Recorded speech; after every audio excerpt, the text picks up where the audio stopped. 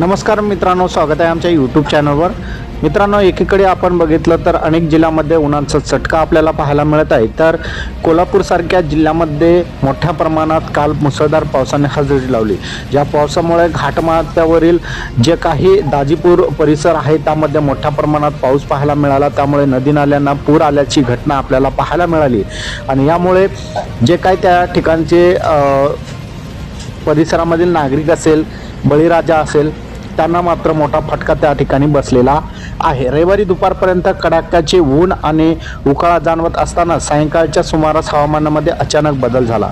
विजांच्या कडकडाटासह सुरू झालेल्या पावसाने तासभरातच दाजीपूर फोंडा घाट परिसरात झोडपून काढलं।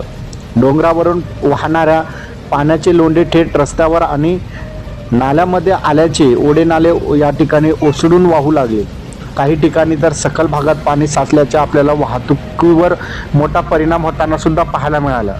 तर राज्यात सध्या एकीकडे उन्हाचा प्रचंड तडाखा बसत असताना दुसरीकडे अशा प्रकारे कोसळणारा पाऊस, यामुळे नेमका ऋतू कोणता असा प्रश्न सर्वसामान्यांना पडलेला आहे।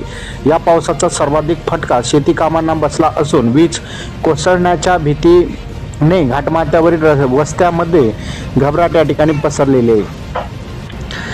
तर अशा प्रकारे बघितलं तर या ठिकाणी जे आहे घाटमाथ्यावरील जे दाजीपूरसह फोंडा घाटात मुसळधार पावसामुळे नदी नाल्यांना पूर आलेला आहे आणि या परिसरात मोठ्या प्रमाणात आपल्याला पाऊस पाहायला मिळालेला आहे। तुम्ही व्हिडिओमध्ये बघू शकता कशा प्रकारे पाऊस चालू आहे। धन्यवाद।